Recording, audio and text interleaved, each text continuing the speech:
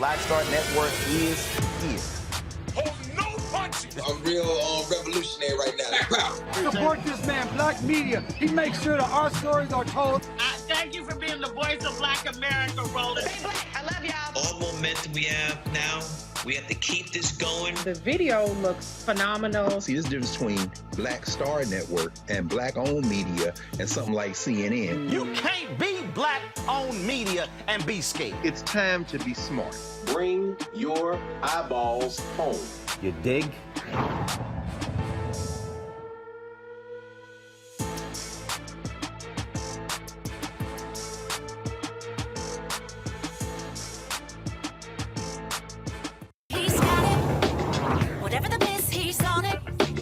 Whatever it is, he's got the scoop, the fact, the find. And when it breaks, he's right on time and it's rolling. Best believe he's knowing. Putting it down from sports to news to politics. With entertainment just for kicks, he's rolling. It's on go, roll, roll, y'all. It's Roland Martin, yeah. Rolling with Roland now. He's funky, he's fresh, he's real, the best, you know he's Roland Martin now.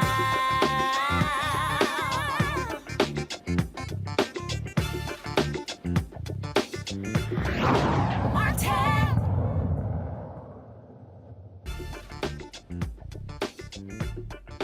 Hey, folks, today is Tuesday, July 19th, 2022. Roland Martin Unfiltered, streaming live on the Black Star Network. Busy day on Capitol Hill.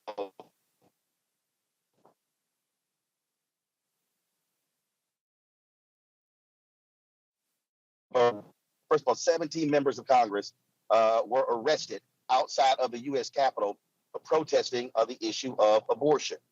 And so 17 members. Now, I'm confused. I thought protesting was allowed. But U.S. Capitol Police released their statement saying that they were obstructing, and that was a result. A number of those members, Congresswoman Ayanna Pressley, Congresswoman Ilhan Omar, Congresswoman Alexandria Ocasio-Cortez, Congresswoman Jackie Spire, and others were arrested today as a result of that. In addition, while that was happening in the House, they were debating the issue of codifying same-sex marriage into law. Again, quite the busy day on Capitol Hill. I want to go to my panel right now to talk about this. In terms of what is going on, Democrats obviously are responding to the Supreme Court's recent decision, first of all, invalidating Roe v. Wade, but they also are looking at the comments made by Justice Clarence Thomas that they want to target same-sex marriage next. Even Senator Ted Cruz has called that a wrong ruling. And so we want to talk about that with our panel today. And so we'll talk about that with them. Also, folks, another huge story that we're looking at, the Secret Service has said they cannot find any of the texts sent January 5th or January 6th. Now, after the Inspector General asked for them. Congressman Hank Johnson of Georgia is on the House Oversight Committee. He joins us right now. Congressman, the Secret Service is supposed to be the top of the line, non-biased law enforcement agency. This has to be of grave concern that they would delete text messages on a crucial day. And to me, this really speaks to this potential coup and how the Secret Service could have been in on it. Well, Roland Martin, thank you for having me on, and good to be with you again. And I'll tell you, I lost confidence in the Secret Service when the first state dinner that President Obama had as president was invaded by a couple of people who were not on the guest list. And the Secret Service is in charge of the White House. They should know who's coming and going at all times, and nobody paid a price. The only person that got fired was Michelle Obama's appointment secretary for that breach. And so here we go, fast forward up to this point where we've got a guy who Donald Trump took out of the Secret Service and put him in charge of some political operation in the White House. At the same time, he was with the Secret Service, and so I'm not surprised that suddenly we can't find text messages from the day of the insurrection and the day before the insurrection. Something about those 2 days, and Secret Service had already been warned that we're going to need that. So don't destroy that information. Secure it, and we're going to be needing it during a investigation to come. And still, that information ends up being deleted. It smells badly, has a bad smell about it. Well, not only that, we also trying to figure out how did the Secret Service overlook the pipe bombs that were placed outside of the DNC when Vice President-elect Kamala Harris was in the DNC as well. I mean, and I think people who say, okay, Roland, it's really not a big deal. No, this is major. You're talking about the law enforcement agency whose job is to protect the president and the vice president of the United States. Well, I think that that agency is in need of a makeover. The fact that black agents who work for the Secret Service office have had a long-running lawsuit against that agency for racial discrimination. I mean, systemic racism exists within the Secret Service. I have no doubt about that. It still exists. It has been systemic, and it's something that needs to be rooted out. And so there's a lot of change that needs to happen at the Secret Service. I think President Biden should immediately suspend anybody who was in the chain of command on January 5th, January 6th. Those people should not be in charge right now. If there were any people who were on that detail, they should be placed on desk duty. We don't know who to trust. And what bothers me is that they were deleted after the Inspector General asked for them, which means that was a deliberate act. And not only that, the National Archives is now talking about launching an investigation because any government, anything that happens on government property must be maintained. There's a law. Congress has a law that says that.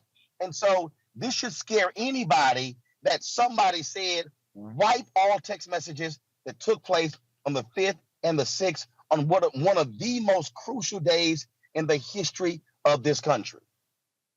Well, I'll tell you, Roland, Donald Trump thumbed his nose at the law, at the rules, at regulations. He did things the way that he wanted to do them, and he did not care what the consequences would be. And so far, he has not been held accountable for that recklessness. And so people who served under him have adopted that same method of dealing. They feel like they can get away with murder and nothing will happen to them. People like Steve Bannon, who today is on trial for thumbing his nose at Congress, all the way up until last week when he decided, okay, I'll submit to an interview. Well, it's too late to do that now. And hopefully he will be held accountable in a court of law, just like so many others who ran with Trump and supported him in his efforts to obstruct our 2020 presidential election, in the attempts to install fake electors, to corrupt the electoral college system. I mean, everything that he did and those who supported him, they need to be held accountable for. Absolutely. Look, I know that you have to vote. I appreciate you taking some time to chat with us. Again, I really hope the House Oversight Committee has its own hearings specific to the breakdowns in the Secret Service. And so that absolutely needs to happen. And so we look forward to that. And we look forward to the January 6th committee hearing taking place on Thursday. Well, I tell you, Roland, that's why it's so important that even though people may be a little disappointed that we haven't passed the John Lewis Voting Rights Act or the Voting Rights Advancement Act or the George Floyd Justice and Policing Act. We've done a lot with the infrastructure bill, Infrastructure and Investment in Jobs Act, and with the American Rescue Plan that saved this country from the depths of recession. We have done so many things that if Republicans had been in charge, it would not have happened.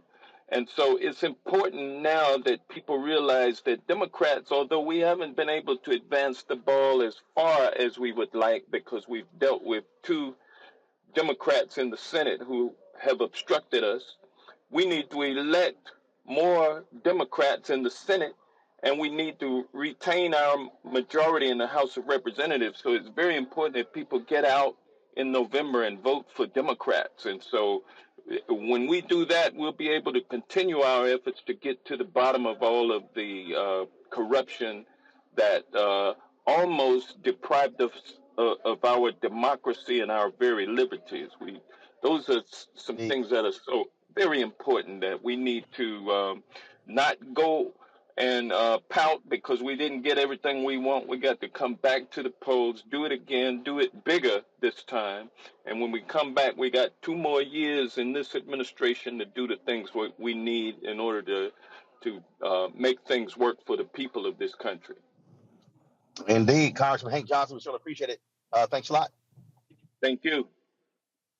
All right, I want to bring right now, folks, Redditt Hudson. He is the co-founder of the National Coalition of Law Enforcement for Justice, Reform, and Accountability. Redditt, glad to have you here. Looks like you're in the car like I am. Look, explain to people how serious this is, that the Secret Service deletes text messages after the Inspector General requested them and now saying, oh, we can't find any text messages between anybody on those 2 days.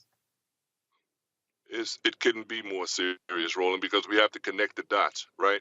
It's not just the Secret Service. You have Congress people actively aiding and abetting ongoing crimes. You have a former president who's committed a trove of crimes, first listed in the Mueller report, but never being held accountable for it. As the congressman previously said, he was spot on in his assessments.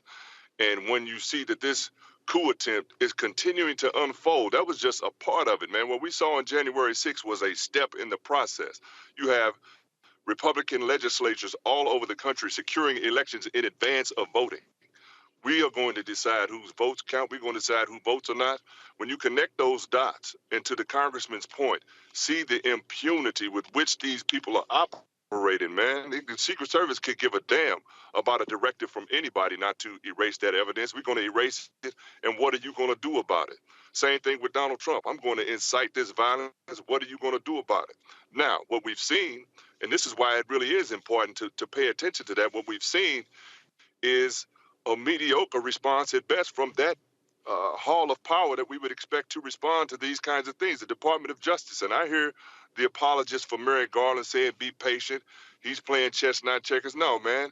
The statute of limitations is going to run out on many of the important investigations that are already underway, and the information that the Secret Service had here could be critical to that. And what could happen potentially, because of the lack of enthusiasm that the congressman tried to address in the previous segment, is that Republicans could regain a majority and all these investigations go away. You know, go away, man. Everything is at stake right now, man. The entire democratic experiment, such as it is on the line if nobody can get to the bottom of this quickly. Remember, we've had testimony where the Secret Service agent, who then Donald Trump makes a deputy chief of staff, wanted the Secret Service to take Vice President Mike Pence to another location, and it was Pence was like, I am not getting in that car. See, I mean, people need to understand, we're talking about the Secret Service potentially, and it says a huge red flag. What has happened here? You may have had agents who were directly involved in this coup d'etat, this attempted coup. Right. And Roland, here, what people don't think, I don't think a lot of people don't grasp is the scope and scale of the compromised nature of all of our governing apparatus and everything else, up to and including the Supreme Court, who also appears to be operating as agents of the far-right radical folks who want to take us back 150 years, damn near to slavery by law. And we have to see those people who are in position to hold folks accountable criminally do so. I want Merrick Garland specifically to step on the gas, man. Listen, he just put that memo out reiterating a policy that William Barr, of all the damn people, William Barr, who aided and abetted all kinds of crime until his recent testimony acknowledging the fact that reality exists, and Donald Trump knew that, there was no fraud in the election. He was just trying to steal it. But to put out a memo that says, hey, now we're getting close to the elections. Well, of course we're close to the elections because you've allowed your investigations to run that long. And be careful. Let's not appear to be partisan. Let's not appear to be, on one side or the other, is ultimately going to allow, inevitably, for those who are responsible for committing crimes openly to escape accountability and continue committing crimes to the point where we may not recognize this place in 4 years. Redditt, there have been countless movies done where there have been Secret Service agents who were on the take, who did things to, whether you're talking about White House Down, whether we're talking about, my goodness, the Sentinel, we can go on and on and on. When we talk about, explain to the public from a law enforcement standpoint where the Secret Service ranks in terms of hierarchy and respect. They're at the top. They're at the top, man. And what's different about it is when you have an individual agent culpable in some individual act of criminality, that's one thing. This appears to be part of a systemic challenge to democracy. And if you have compromised that agency, which is pretty much at the top of law enforcement, your responsibilities include the protection of the president and the vice president, foreign dignitaries as they arrive. I've worked with the Secret Service. When I was on the police department, we coordinated. I was in the intelligence unit for St. Louis Metropolitan Police Department. We coordinated with the Secret Service to protect Bill Clinton. That's how far back I'm going. But they are at the top, man, and they are licensed to kill. The Secret Service, man, they drive around in that big ass SUV you see following the presidential motorcade. And if they observe you to be a legitimate threat, they can raise up out of that vehicle, put you down, and keep it moving. It's at the top, man. So to see someone appointed to the staff of Donald Trump and accept the position, accept the position, which by definition is a partisan, I'm on this team position, as a law enforcement agency that historically has been characterized as a neutral actor, is more than alarming, man. It requires a response. And then goes back to the Secret Service. Hey, man, from what I understand, he's overtraining now. Overtraining in the Secret Service. It's the problem, man. It's a serious problem. World which is can why you go from a Secret Service to a deputy chief of staff for Trump and back to the Secret Service? President Joe Biden should have bounced his ass day one. Hey, him, the guy over at the post office, DeJoy, all of these actors who were clearly had a role in attempting to subvert my vote and yours and take, democracy down the damn drain should have been responded to. And that is what is dismaying to so many people. And I hear people who are, quote unquote, more sophisticated thinkers and with inside knowledge talk again about being patient with the process and you don't understand. I understand because it's happening in real time. This is a 50-year plan that the Republicans had to walk us back, and they are, on schedule. That intensity needs to be matched by those entities, especially the Department of Justice, who can respond to it. Because me and you, short of revolution, can't respond in a meaningful and substantive way. They can and they must, because the will of the people is being stepped on, man. The Supreme Court's ruling that you were talking about at the top of your show, those people were appointed by presidents who never touched a majority of the vote. They represent a minority point of view, and they are trying to exert minority rule on the rest of us. And it's crap, man. I need to see the Democrats fight a little harder. I understand the congressman and his point, but man, take some risks. Go after somebody. Yeah. Make them pay. They would, if I the shoe was agree. on the other foot, they would kick your, yeah. If the shoe was Yep. on the other foot, they'd be frog marching some of these Democrats into the jail cells, man, in handcuffs and on camera. Indeed. Redditt Hudson, I still appreciate it, man. Thanks for joining us. Yes, sir. Have a good one, man.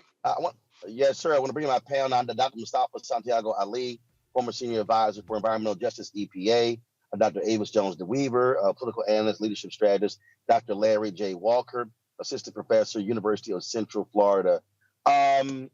Mustafa, you've worked in the federal government. I don't, and again, I know there's somebody watching who's saying, all right, Ro, it's a lot of stuff that's happening in Black America. This really ain't enough. This really ain't today's lead story. I don't think folk understand when we're talking about this attempted coup, to now find out that the Secret Service purposely deleted all text messages from those 2 crucial days where we could have discovered what agents were saying to each other, what agents were saying to members of Congress, what agents were saying to Trump and others, and now they're gone. This was a deliberate attack. This would be obstruction of justice anywhere else. Without a doubt. You know, it's interesting. So let's go with the law. You know, there's something called the Federal Records Accountability Act, or the Federal Records Act, which spells out for folks, both email and text messages, the things that you are not allowed to delete because they are part of federal records and public records. So we also know that when we're dealing with the level of individuals that we currently are, that there are triple redundancy programs that are put in place to make sure that those folks who are in power can actually take a look at what people are sharing.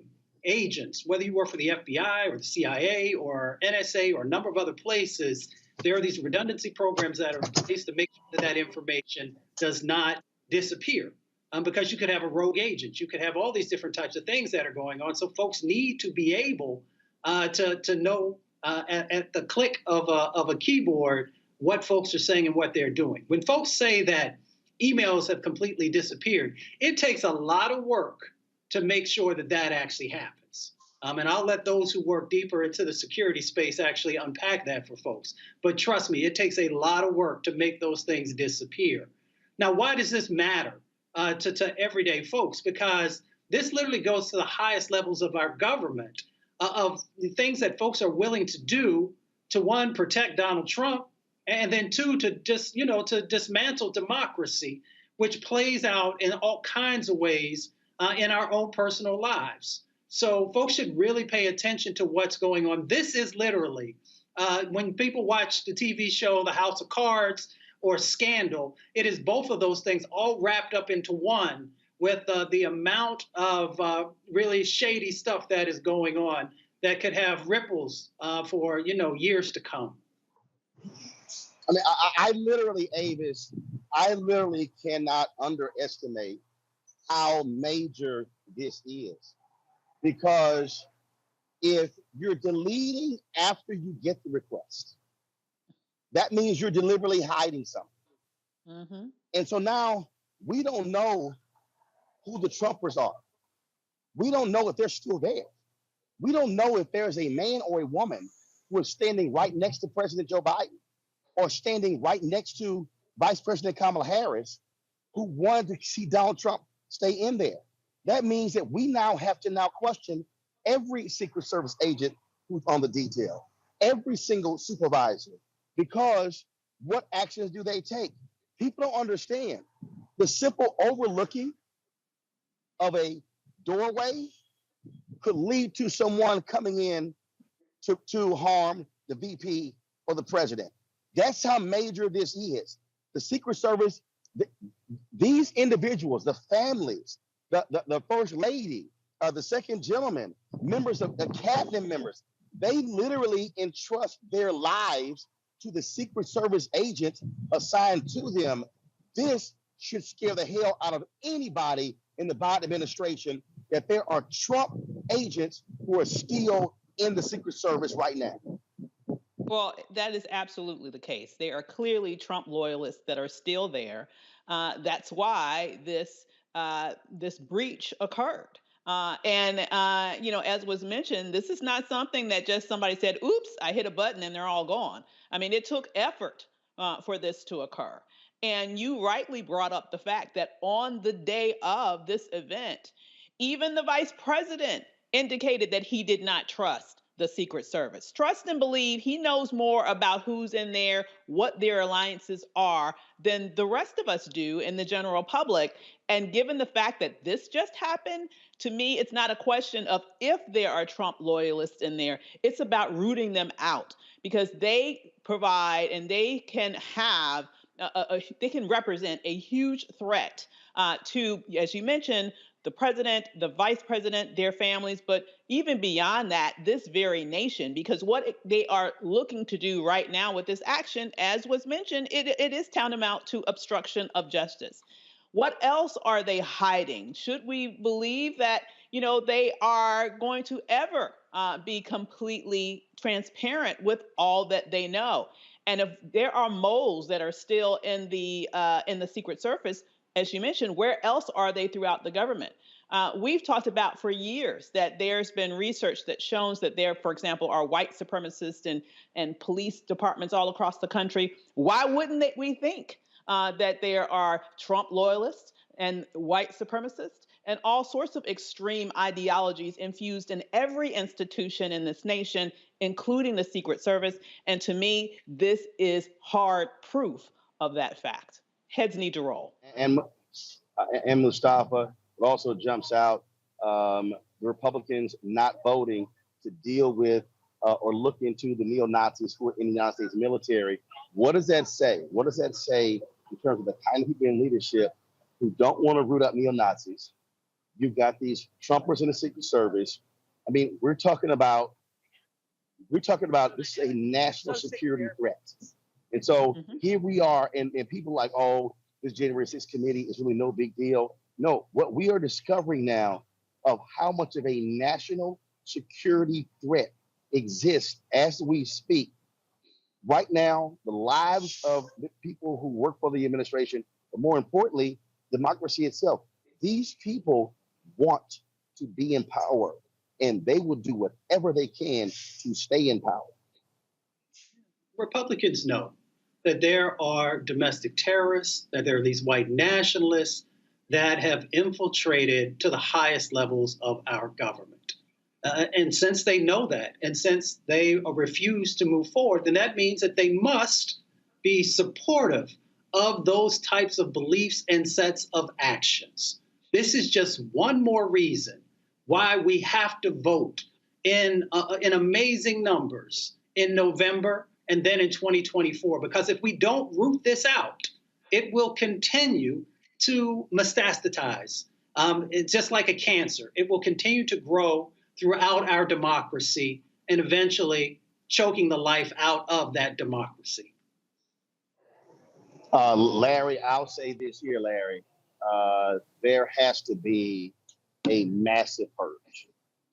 If I'm President Biden, I'm talking about a massive purge of agents, of leaders. I'm literally moving people out. I'm bringing in people from other parts of the country with no ties to this. That's what should be happening right now, because, again, this is a serious threat we're talking about. Yeah, Roland, this is like some bad Netflix movie, because you can't possibly imagine. And let me say it also, as someone who's worked for the federal government, anyone else who's worked for the federal government, this is unprecedented. You don't see anything like this in terms of just emails just obviously being deleted. But you're right, President Biden has to be concerned based on what we've seen so far. It just doesn't make any sense that emails could be deleted, and certainly, like I said, not download to a server or back up to a backup somehow, particularly when we talk about emails of this importance.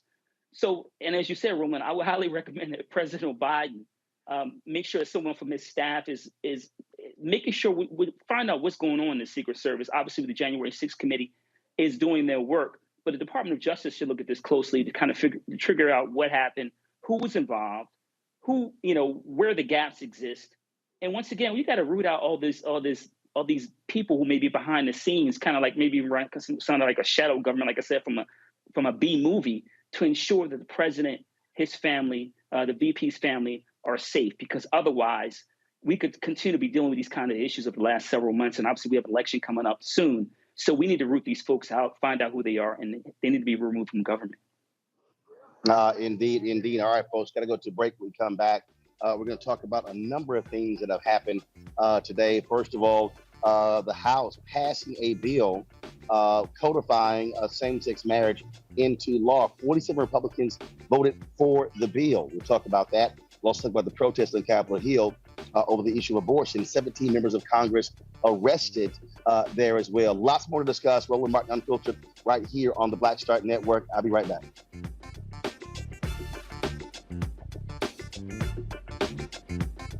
I'm Deborah Owens, America's Wealth Coach, and on the next Get Wealthy, have you heard that it's not how much you earn, but how much you keep that matters?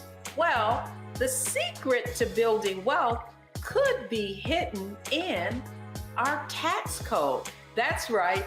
Joining me on the next Get Wealthy is someone who calls herself the gatekeeper to the IRS, and she's going to be sharing the secrets and strategies you need to know, whether you're a business owner or an individual, how you can get wealthy. That's right here, only on Black Star Network. Sexy to me is the exact same feeling as running water, ever flowing. Water always finds a way to get through. And so when you know that you're sexy, there are no questions about it. It is an ever-flowing emotion. It is an ever-flowing feeling. Mm-hmm. When you question it, though, you stop the water. I struggle with this a lot, mainly because I've been told what sexy should look like, what it should feel like. As a model who did Sports Illustrated, you're told that this is what sells sexy, but then you travel the world and what's sexy to one person is not sexy to another person. I'm more of a mindfuck kind of person. How can you stimulate the brain? Mm-hmm. To me, that's sexy.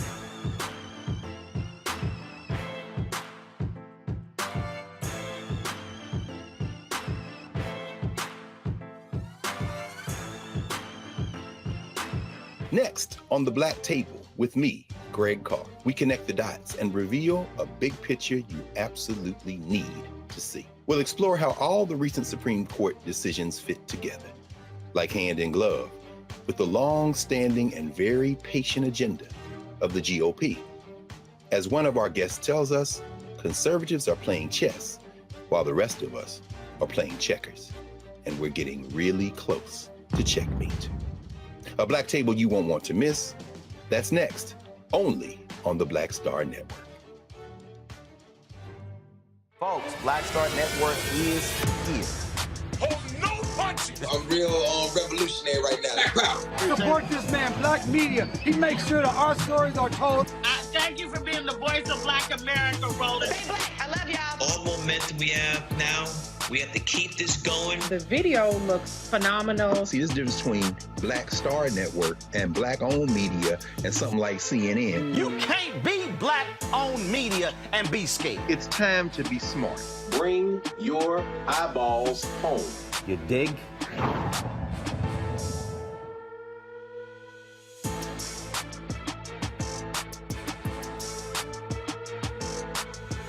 Hi, I'm Dr. Jackie Hood Martin, and I have a question for you. Ever feel as if your life is teetering and the weight and pressure of the world is consistently on your shoulders? Well, let me tell you, living a balanced life isn't easy. Join me each Tuesday on Black Star Network for A Balanced Life with Dr. Jackie.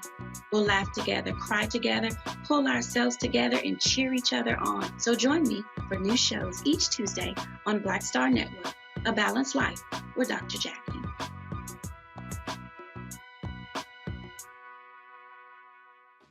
My name is Charlie Wilson. Hi, I'm Sally Richardson Whitfield. And I'm Dodger Whitfield. Hey everybody, this is your man Fred Hammond, and you're watching Roland Martin, my man, Unfiltered.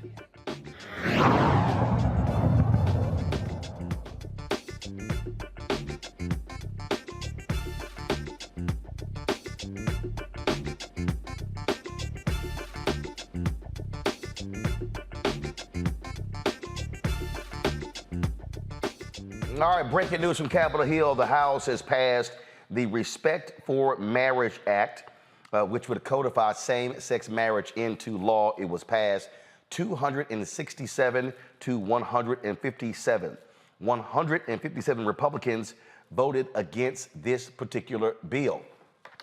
This is significant in that because when you think about most bills that have actually been passed in the House, nearly all Republicans voted against. The fact that 47 Republicans voted for this, if I look at those numbers, that also represents 2/3. So therefore, that is a significant vote there. What does that say, Larry, that 47 Republicans would vote along with the Democrats on this? You have some conservatives like Senator Ted Cruz who say the Supreme Court was wrong when it came to same-sex marriage. That's a strong number. I wonder if you're going to get 60 votes in the Senate. It'll be interesting to see that happen. But Roland, I think what's happening is Republicans are looking at polling like everyone else. The majority of Americans, and this includes mostly Republicans, believe in the right for same-sex couples to be married and live their lives peacefully. So maybe, like I said, maybe they're looking at the poll numbers. But it'll be interesting to see what happens in the Senate side, particularly, as I said a few minutes ago, we have an election coming up. So it's incumbent on civil rights activists, et cetera, to put pressure on members of the Senate to ensure that we get at that 60-person vote threshold. It'll be interesting to see that happens because you might even have I'll be interested to see if there's some Democrats who vote against this proposal. But like I said, it's really interesting that this happened. And as you said, it just happened today. I think it says a positive signal to members of the LGBT community in terms of that their lives are valued and that they should have life peacefully and love who they love. But whether we get it 60 in the Senate side, I'll wait to see if that happens. Hey, Avis, what about that? Because again, 47, if you're talking about 157 voting against and 47 voted for it, you're talking about 20+% of House Republicans. If you get 20%, if you get 20% of Republicans in the Senate, you're at 60 votes. Absolutely. And, you know, well, I'm happy that at least there is comparatively speaking, a significant representative of the Republicans who want to act right when it comes to this bill.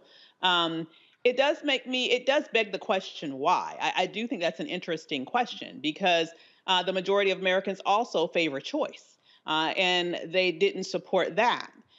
So I am wondering what is the difference here, and the only thing that I can come up with is that white men are impacted by this bill, and they aren't by choice. I mean, that is something that's clearly a woman's issue, and it specifically negatively impacts Black women who are 4 times more likely to die in pregnancy and in childbirth than white women. So to me, it's an issue of it may be something that some of them feel as if they can see themselves in that situation, or they empathize with people in their families that look like them who are members of the LGBTQ community. And I'm glad that they are supporting it. But I do think that we need to unpack why. I think it's a similar reason why Clarence Thomas, for example, put that under scrutiny in his confirming opinion with the overturning of Roe, but did not put on the table any sort of challenge to interracial marriage, because guess what? He's in an interracial marriage. Mustafa.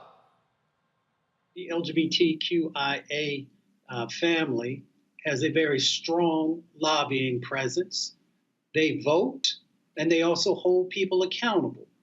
So that, I believe, has a lot to do with it also. They utilize their dollars to make sure that folks are being held accountable and that they're standing up and doing the right thing. It's the 21st century. But let's actually just further unpack that, because Avis mentioned it when we're talking about that. It's a whole bunch of rich, white, gay men. Exactly. First of all, we ain't talking about gay black people.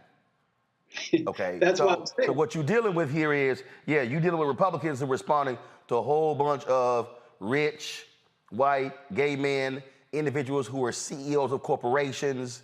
We talk about money here. Log cabin Republicans. Log cabin Republicans. Yep. We talking about money here. Exactly, and that's what I said. They hold people accountable and they utilize their dollars to push the agenda to make sure that they're protected.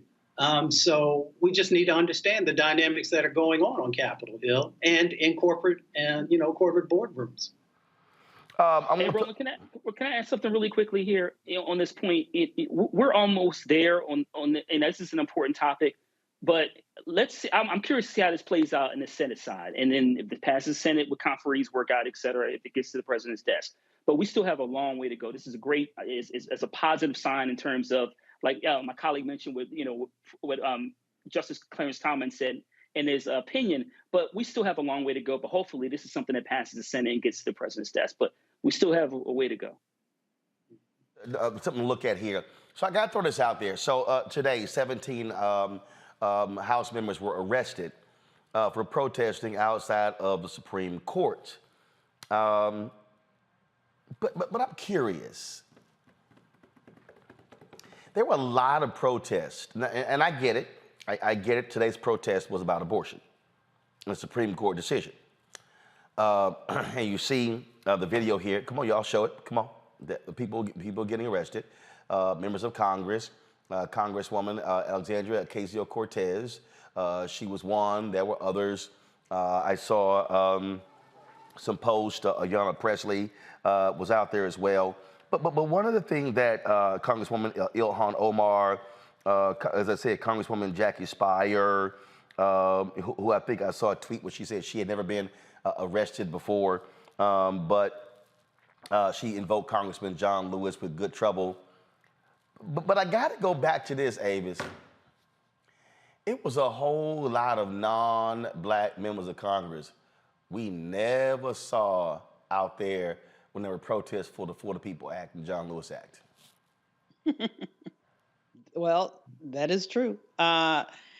People have their specific issues that's going to get them riled up, and they will completely ignore other issues. And the sad thing is that, honestly, it's related. If you want to be able to protect women's rights and everybody's rights that we care about, we need to be able to maximize Black voting power in the midterm elections and beyond.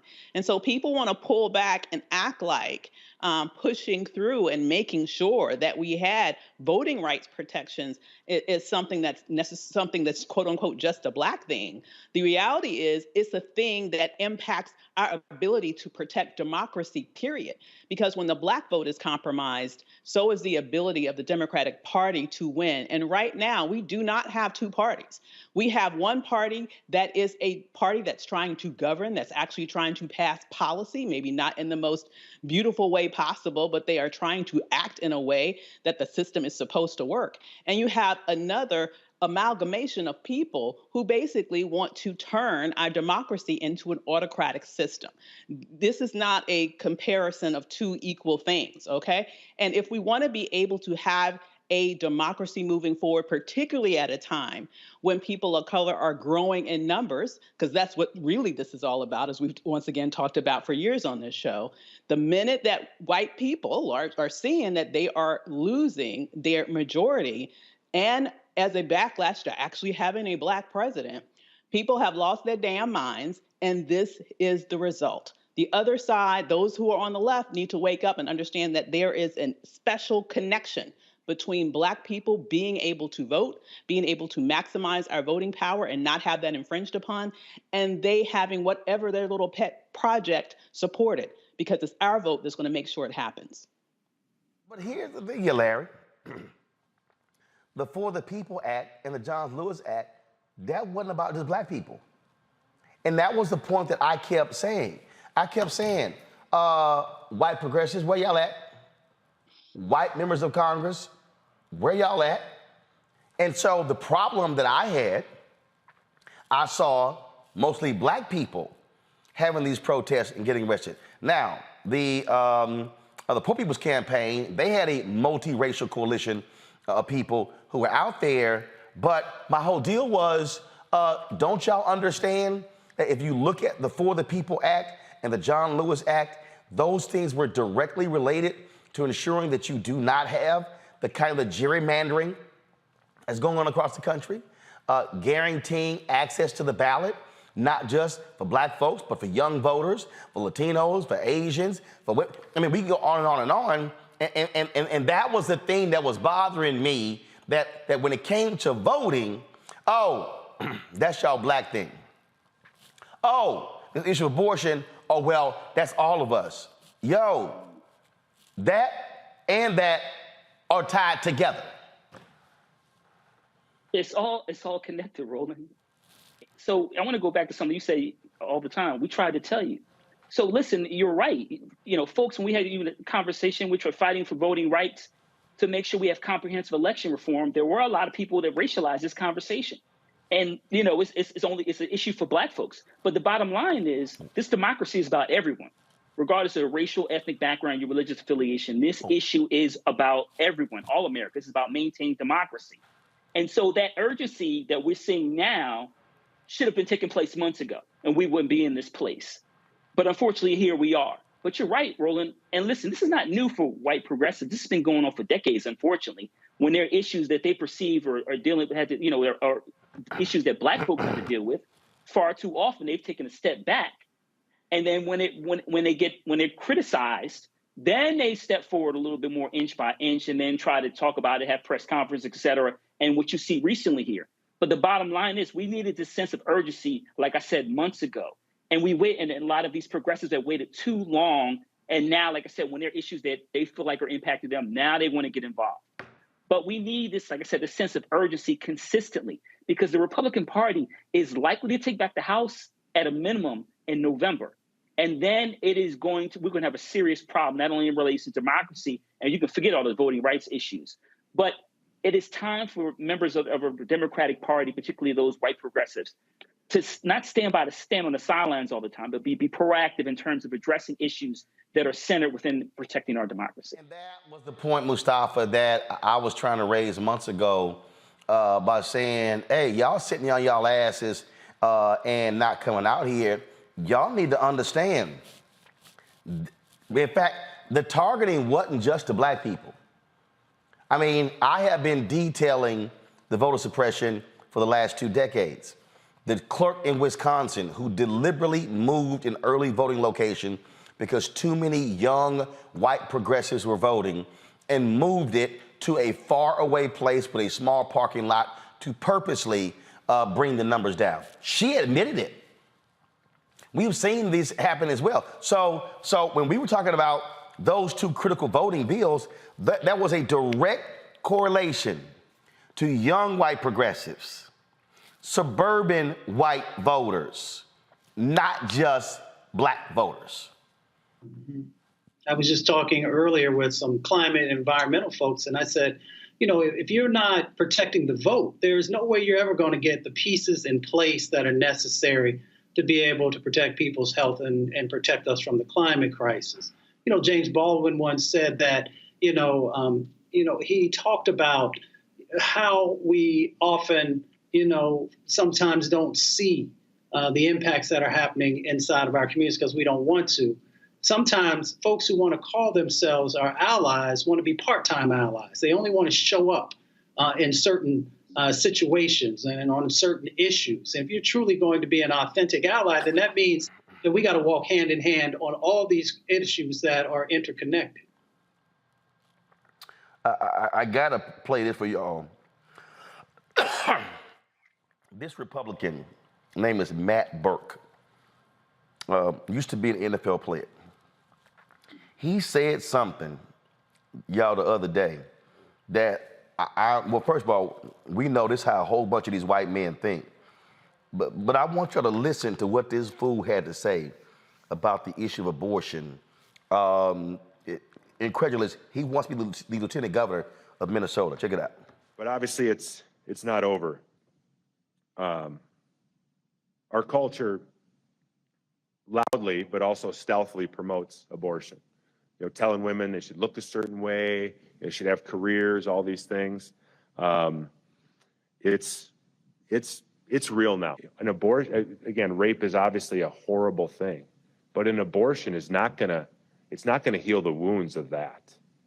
And the two wrongs is not gonna make it right. One of the arguments that I've probably saw 20 times online today was about rape, and obviously, they always want to go to the rape card, right? Which is, I say, great. If you want to agree on the other 99.8% of pregnancies, if we're right there, then let's talk about the 0.2%. But rape is obviously a horrible thing. Shortly after we'd won the Super Bowl, did I mention I won the Super Bowl? I'm not proud of it or anything. Is that they said, well, abortion's legal, and it was kind of an easy out for a lot of people that didn't really want to engage. Well, it's legal, just. A lot of things have been legal before changed, right? And we always hear about I'm sure you've heard, I know I'm talking to a bunch of pro-life warriors here. Slavery used to be legal, right? Which is an interesting comparison to make, because really the way that the other side treats an unborn child is basically that unborn child is the property of the mother. Other laws, women used to not be able to vote in our country. Now we let them drive. I mean, I don't know. I have 3 teenage daughters that drive. I don't know if that's a good law or not, but I'm just kidding. Sorry, kidding to all the women out there. And don't tell my wife I used that joke. She hates that joke. It's a good reason your wife hates that joke, dumbass. But y'all notice, I'm joking about the driving part. Mustafa, I saw your reaction to the careers part. Some of y'all may have missed that. Let me just play just that piece again. Listen to this. Obviously, it's not over. Our culture loudly, but also stealthily promotes abortion. Telling women they should look a certain way, they should have careers, all these things. So,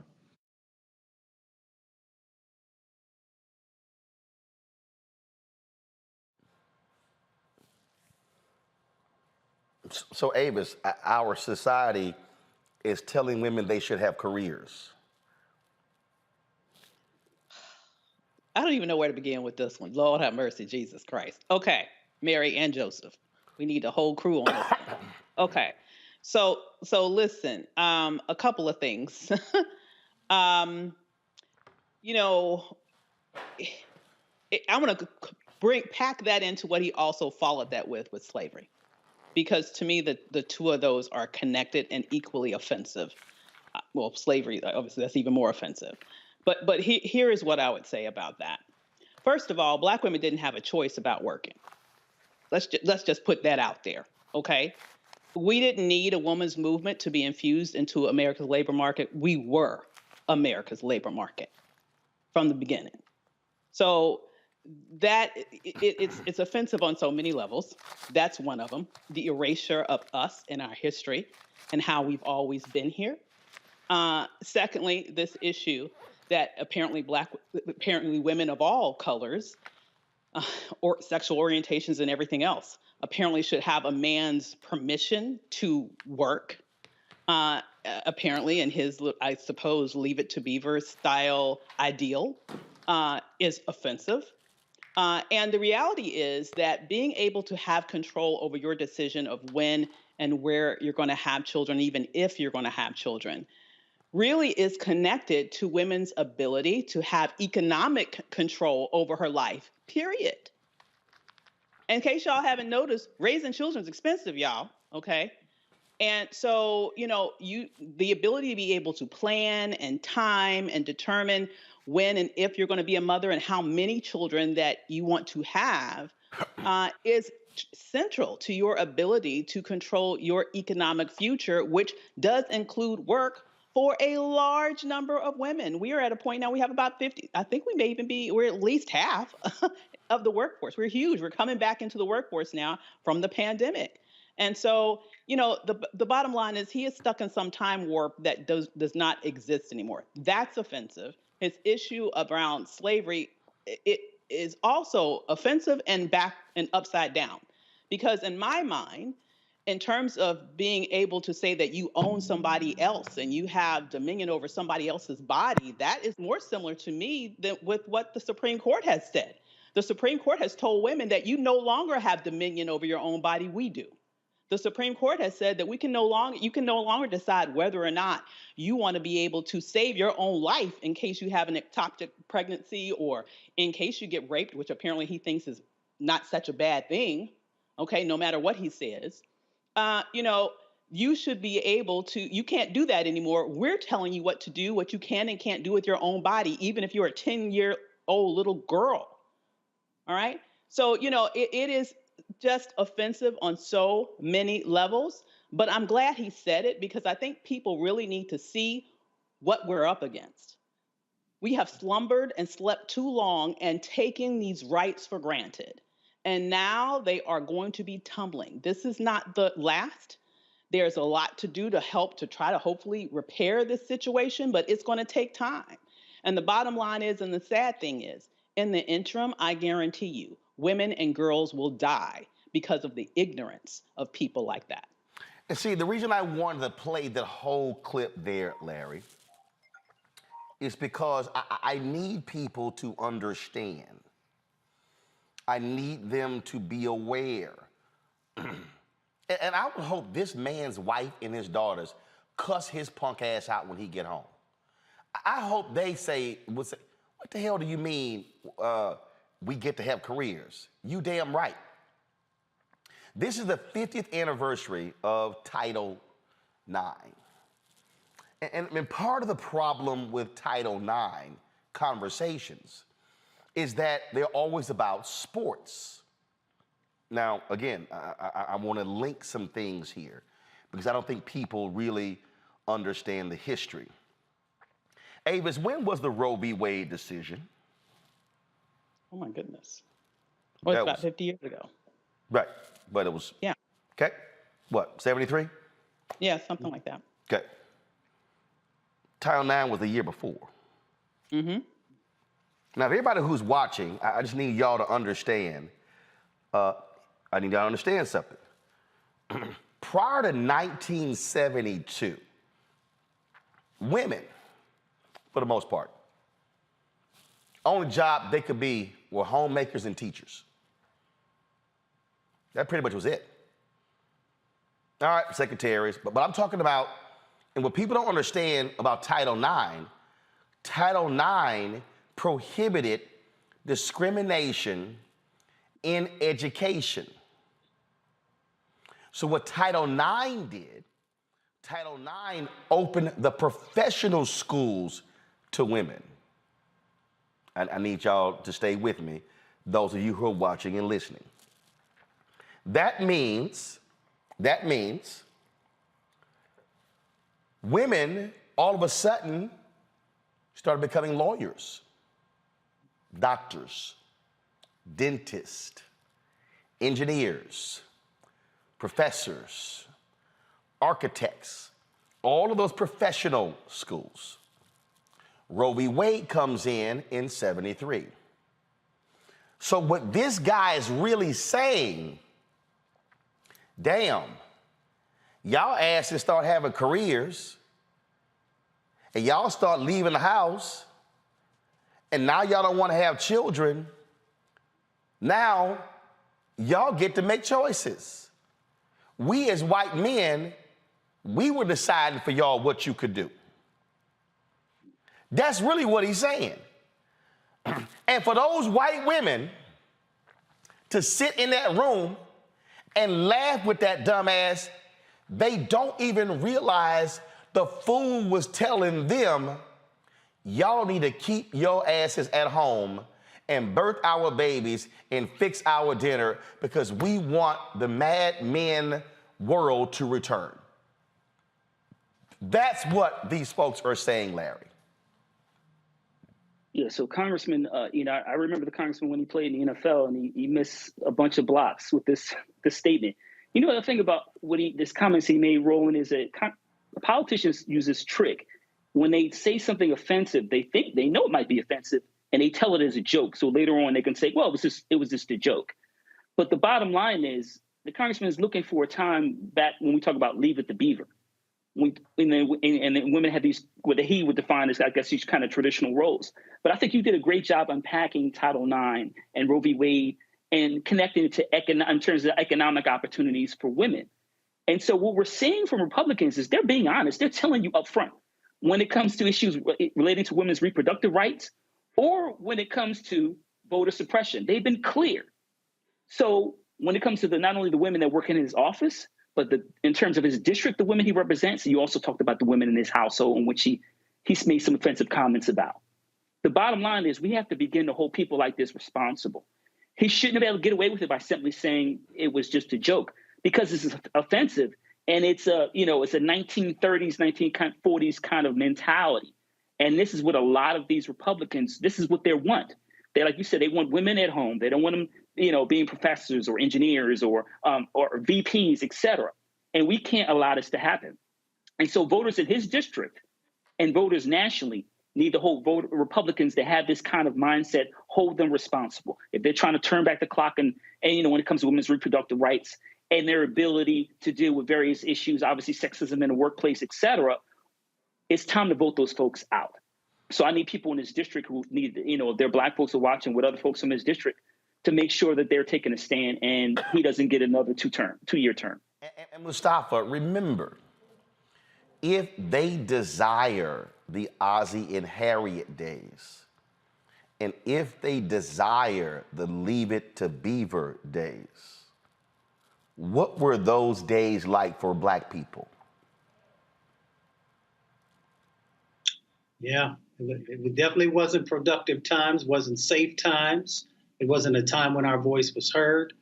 When folks say, when someone shows you who they are, believe them. I don't know what more folks need. I know I had a visceral reaction to that because when he started talking about rape and began to minimize rape, I've had folks. Okay, all right, yeah, rape is bad, but, if you have an abortion, man, that's not gonna make the pain go away. Wow. Rape is about violence. Rape is about trauma. Rape is about power. And that reminds you also of many of these actions that we have seen to date from the Republican Party. You just have to unpack the decisions that have been made on the federal level from the Supreme Court, decisions that have been made in these state houses across our nation, where folks continue to extract life and hope and possibility from everyone, but in particular from our most vulnerable. So we need to be very clear about this, that these folks are not playing. They are very serious about their agenda. They are willing to do anything to get the agenda to move forward.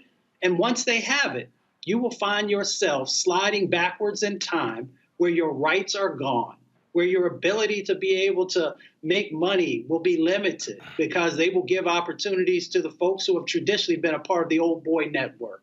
So we need to wake up. We need to get engaged further. And we need to make sure that we are pushing and holding people accountable. And one of the ways we do that is to make sure that those who have voted vote and those who have not yet seen a reason to vote now have one. Well, I keep trying to explain to people, y'all, what these folk trying to do, you really, really, really do not want to see. So don't play games come election day. I'm telling you right now. Because what these folks are doing, we don't want to see. And trust me, there are more folks like him and like those white women sitting in that room laughing and clapping right along with him. Got to go to a break, folks. We come back, more at Roland Martin Unfiltered.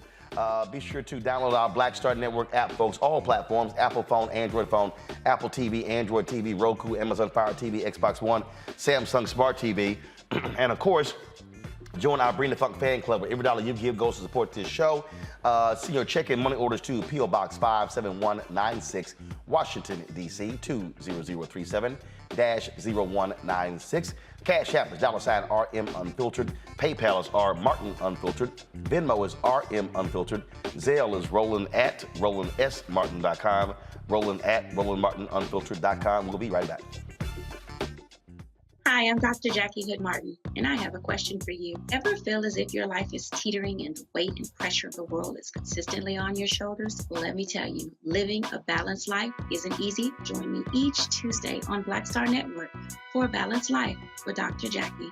We'll laugh together, cry together, pull ourselves together, and cheer each other on. So join me for new shows each Tuesday on Black Star Network, A Balanced Life with Dr. Jackie.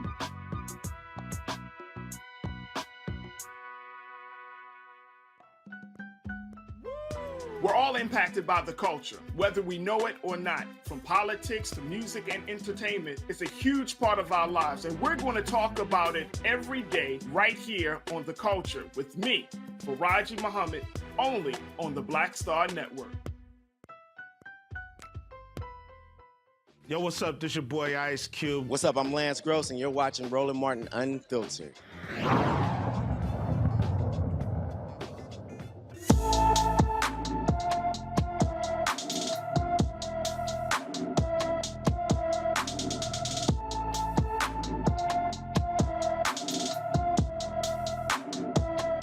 Folks, a rather disturbing story out of Oxford, Mississippi. This young woman here, a student at Ole Miss, has been missing for more than 11 days. Jimmy J. Lee, folks, is 5 feet 7 inches tall. She weighs 120 pounds. Her hair is blonde. Her eyes are brown. She was last seen Friday, July 8th, near some campus apartments. She was last seen wearing a silver robe or house coat, a gold sleeping cap, and gray slippers. Police found Lee's car the same day he went missing, about 2.5 miles off campus. Now, folks, again, this has been about 11 days now. Anyone with information about Jimmy J. Lee should call the Oxford, Mississippi Police Department at 662-232-2400, 662-232-2400. A San Bernardino, California family is demanding answers from police after their loved one was fatally shot in the back. Saturday, 2 officers in an unmarked police car chased and shot 23-year-old Robert Adams in a parking lot. The video we're about to show you, folks, has no audio, but it is extremely disturbing to watch. Adams' family claims the officers did not identify themselves before the shooting.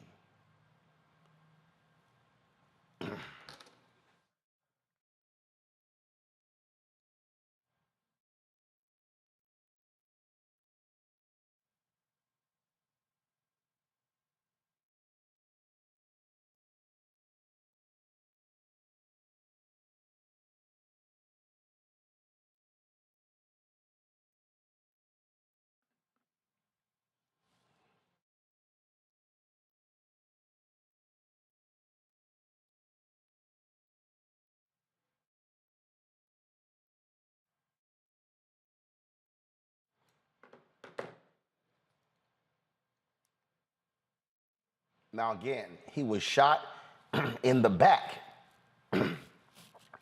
No explanation from police. This is the statement released by Chief Darren Goodman regarding the shooting. He said on July 16th at approximately 8:05 p.m., 2 fully uniformed San Bernardino Specialized Investigations unit officers were conducting surveillance in an unmarked vehicle after receiving information that a black male armed with a gun was in the parking lot of an illegal online gambling business located in the 400 block of West Highland Street. Now, the family is disputing that he had a gun. This is another one of those examples, Mustafa, where the officers are saying one thing, but then something else happens. They say that there were two gentlemen there. This is the chief here. He said that one of the males, later identified as 23-year-old Rob Marquise Adams, pulled a gun from his waistband and began walking. Excuse me. This is the video right here. I'm trying to figure out happened, because you see him right here. And so, is that a gun? Is that a gun? And you see the cops pull up, and they jump out, and he runs away. But it still goes to officers firing and shooting someone in the back. This is another example of shoot first and make excuses later. You know, they come up with these false narratives to be able to cover themselves. And then when the video comes out, then in many instances they double down, or sometimes they will then begin to actually share with the country what the truth is in relationship to what went down. Now, my vision is not 20/20 anymore. It's still close. But when I look at that video, I did not see a gun. And I also saw a young man who was actually running away. So I don't know how you justify shooting someone in the back. But here's what here's what I'm just trying to understand. This is just me, Larry. You're there in Florida. How many of these states were moving to concealed carry, where you can have a concealed handgun and not have a permit? Now, again, if y'all roll a video, it looks like, okay, that at some point if you roll it back, it looks like at some point he did raise his waist. Somebody rolls up. you see the car roll up, unmarked. They're sort of just standing there. He lifts his shirt up. Looks like he shows someone something. Now it looks like he drew something. The way his arm was positioned. Now there's something on the side of him. But you still are sitting here going, okay, so they jump out, and then all of a sudden he takes off, and now he's in between the cars there. The chief's statement, Larry, says that there was a bullet that was still in the chamber and it was cocked, and they say now there's still an ongoing investigation. Roland, this is like rinse and repeat when black folks get shot when it comes to law enforcement. We hear the same narrative. First of all, the media has to, the mainstream media has to really scrutinize these press releases, because what we find out is, my colleague said, they state one thing, then we find out 30 days, a year, 2 years out that it wasn't the case. So, yeah, we got to wait to find out what happens with the investigation. But the bottom line is, this is another black person being shot in the back. This shouldn't be happening in a just society. When we talk, you hear Republicans talk about all the time about, they don't believe that, all the challenges that black folks talk about in terms of law enforcement is real. But this is another example. Now, whether he was having carried a gun or not, whether he had the permit, et cetera, all that stuff will play out. But the bottom line is they shot him in the back. So even in the most black and white cowboy movies, you don't shoot a person in the back, but black folks see this. We see video like this consistently. So we got to do something about it. And this goes back to some of the policy issues we talk about on the show all the time, particularly police reform and the fact that it didn't happen. Because we have to begin to hold officers responsible for using black folks as target practice. It happens too frequently. We're not doing anything about it, and we're losing our sons and daughters for unnecessary reasons. Police officers seem to forget everything they're supposed to follow in the book when it comes to engaging black folks. And we unfortunately end up dead or injured, mortally injured. And as as a black man and as a father, I'm tired of seeing these videos, and I demand justice. And as usual, Avis, we have to see what's going to be the outcome of this investigation. But they typically end the way we normally see them. Yeah, I'm sure we will. And here's the thing, we are not too far removed from, horrible examples of gun violence in this country, where you have an entire, 400 policemen scared to go in, going to confront one teenager with a gun. But God forbid that maybe there's a black guy in America with a gun, the same America that wants to talk all the smack about how everybody should be able to have a gun. But in that moment, whether or not he has one, which is in dispute, as was mentioned here, he was clearly in retreat. It's not like he was pointing it at anyone. Are Black people not allowed to bear arms? That's my question. You know, are we allowed to have guns? Nope. Because if you know, where is the NRA when Black people have guns? Where the fuck are they? Quiet. I'm sorry, it just annoys me. Quiet. Like, they are sitting here, want to justify everything, all of these mass shootings, and the only thing that'll stop a gun is a good guy with the gun. Maybe he saw a strange car drive up in his neighborhood, and maybe he did not feel safe. Does he not have the right? I don't know if he had a gun, but I'm just carrying out the logic that the police are putting out there. If he did, okay, if he saw a strange car, is not marked, as you mentioned, pull up in a place that may not have been the safest place, does he not have the right to protect his person if he is armed? I mean, I just want to know where are the rules. If we're supposed to, as America supposed to fight like the NRA wants us to fight to make sure that every man, woman, and child can have a gun, where do Black people fit in that equation? Apparently we don't. Man, doggone well, they don't like us having guns. Let's just be real clear. So no, we don't. That's why white folks get taken into custody and we get moved out when it comes to body bags. Let's talk about San Francisco, y'all. After 2 weeks in office, San Francisco's new DA is cleaning house. Brooke Jenkins reportedly laid off 15 staffers she inherited from her predecessor, Chase Boughton. Staff members were notified by phone of their termination days after Jenkins held a 20-minute introductory meeting with the staff that some described as uncomfortable and icy. Now, Jenkins says her decision for the changes is to create a strong team of staffers who want to reform public safety. Make sure that I have a very strong management team that is dedicated to balancing reform and public safety. And sometimes that takes some shifts, as it does in any new administration. But I'm very, optimistic about what is going to happen with the management team in the office and how we are going to begin restoring some law and order to San Francisco.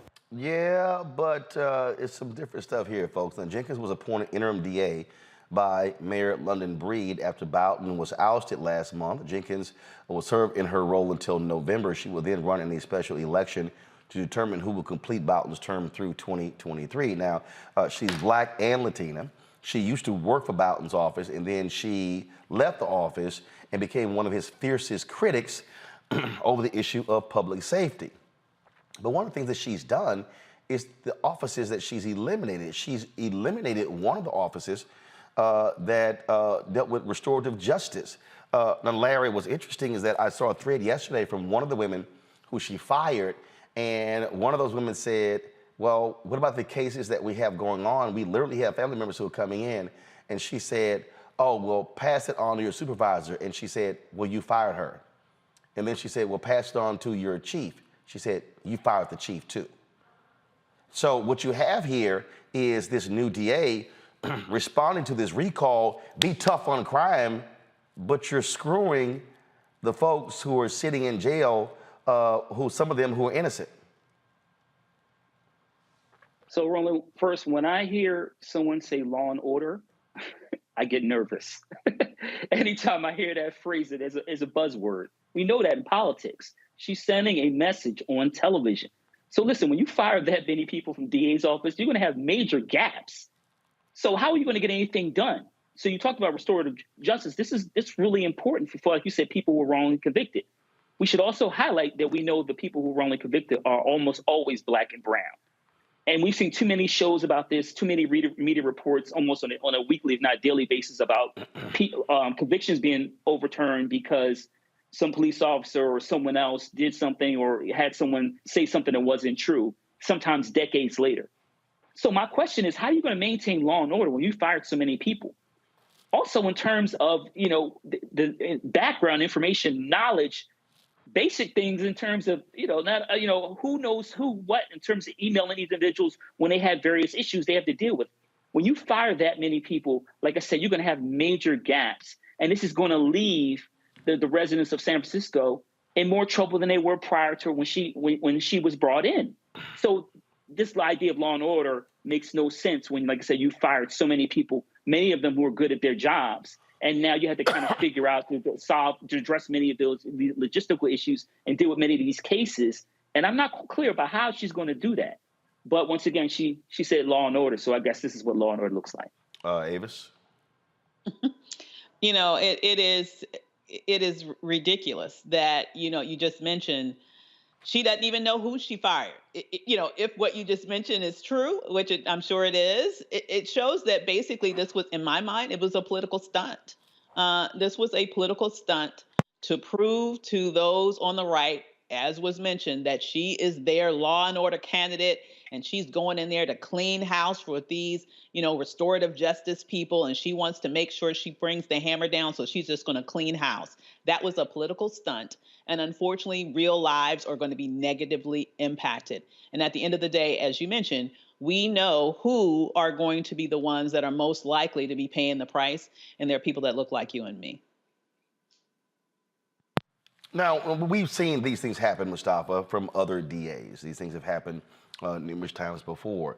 But the point that Larry makes is critical. Now, remember, they threw Boughton out because they felt he was soft on crime, and they were talking about, oh, how there was a dramatic increase in crime in San Francisco.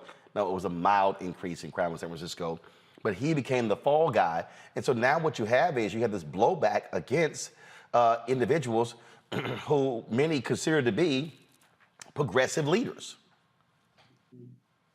Yeah, I mean, we know this is politics. When you really unpack it, there's not much else it could possibly be.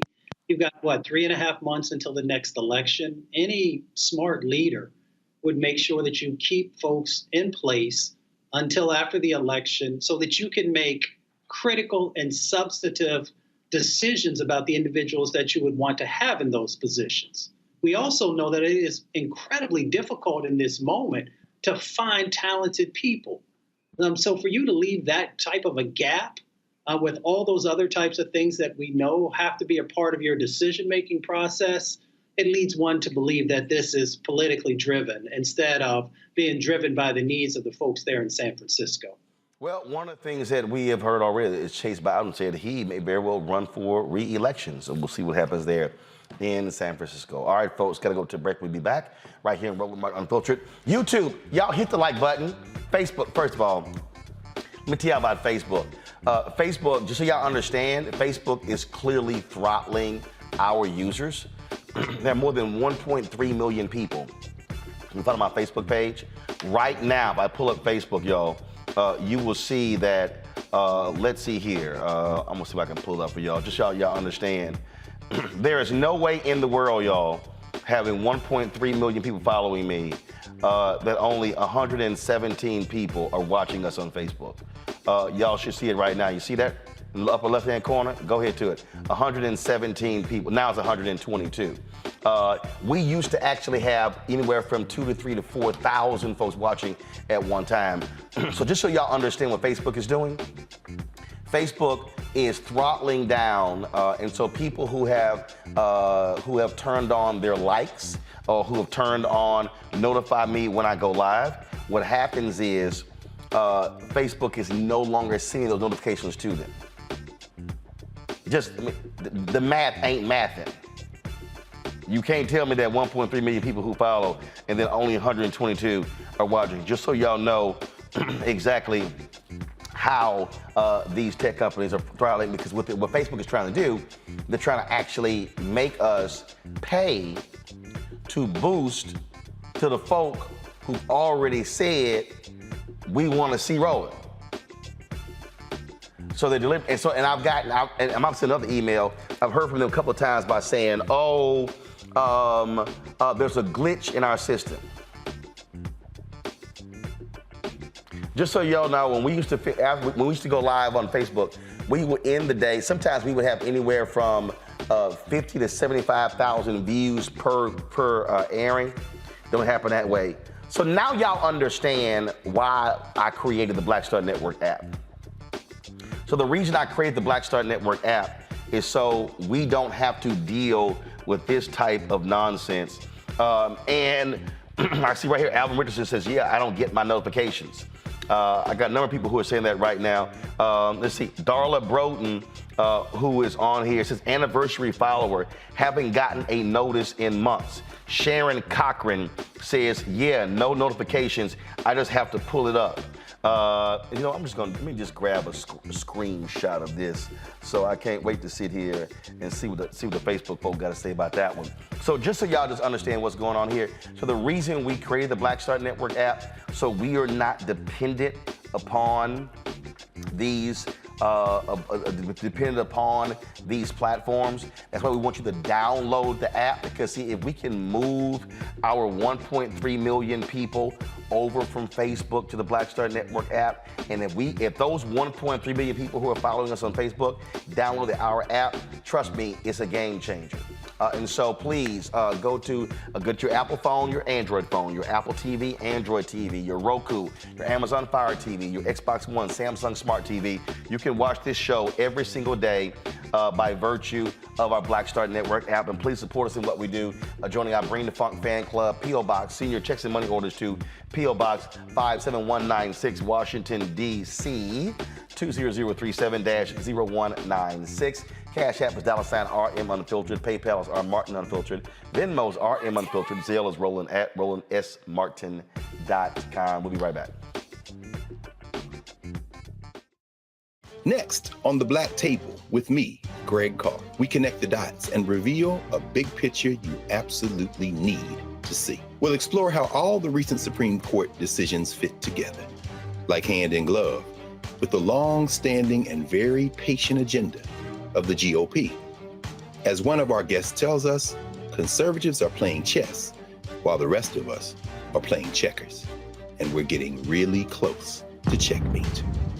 A Black Table you won't want to miss. That's next, only on the Black Star Network. Sexy to me is the exact same feeling as running water, ever flowing. Water always finds a way to get through. And so when you know that you're sexy, there are no questions about it.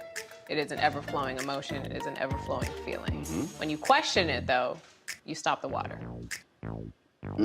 I struggle with this a lot, mainly because I've been told what sexy should look like, what it should feel like. As a model who did Sports Illustrated, you're told that this is what sells sexy, but then you travel the world and what's sexy to one person is not sexy to another person. I'm more of a mindfuck kind of person. How can you stimulate the brain? To me, that's sexy.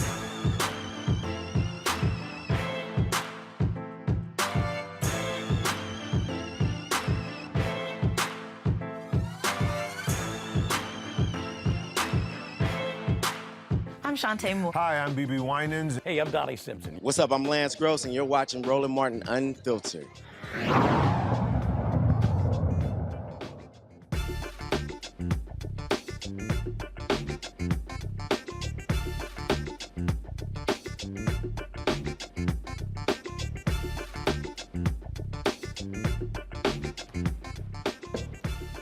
So you have these Republicans in Congress who, they really hate electric vehicles. They really hate sustainability. They hate those different things. And so today, there was a congressional hearing, and they were talking about transportation infrastructure. Well, this idiotic congressman from Pennsylvania, one of the MAGA folks, remember he was the one who was trying to find those electors? Yeah, Scott Perry. So he decided to be a smartass. And this is what happens when you prepare. So Transportation Secretary Pete Buttigieg had a great response to this arrogant ass Congressman Scott Perry. Y'all, this is pretty cool to watch. Just check this out. Have implied that they should buy an electric vehicle and absolve themselves of that 80% increase per gallon. Just looking at Kelley Blue Book, the price of a EV is about $55,000. Now, that doesn't include, so it's actually more than that because there's $7,500 per car subsidy paid for by about $48 billion in taxes on the same people on that car. So it's closer to about $60,000, which is about $20,000 more than a gas-driven passenger car. About. I want to be clear. Nobody I know, certainly not me, thinks that all or even most Americans can easily afford electric vehicles. That said, I'm struck by this $55,000 number that keeps going around. I knew this might come up, so I just pulled a few of the latest prices. A Chevy Bolt, so an American-made 2022 EV, is $26,595. If you want a pickup truck, like a Chevy Silverado EV or Ford F-150 Lightning, the starting prices of those are $39,900 and $39,974, respectively. We've also begun to see... Is that pre-subsidy or post-subsidy? I think it depends on which depends on the automaker, because some of them have gone through the cap for the $7,500, and some does that include state subsidies as well? I don't think so. No. Okay. So. And look, that's the new car. So the first time I got a plug-in car, for example, Chasten and I got one. It was $14,000. Had about 15,000 miles on it. It was a C-Max. So it was a combo plug-in hybrid. But what we're seeing in terms of the dynamics now is we're close to the point to actually be there on certain models and under certain circumstances, where the extent to which your car payment would go up is actually already outweighed by the extent to which your gas bill would go down, even factoring in the cost of electricity. Now, again, that depends on what electricity. So you're saying the market's bringing it down. And look, I got my numbers from Kelley Blue Book. So are those this year's numbers? What's that? Would those be this year's numbers? Actually, last year. So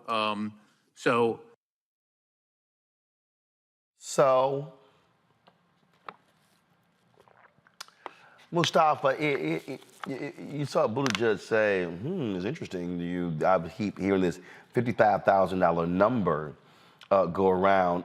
You would think, first of all, the Kelley Blue Book ain't a dealership.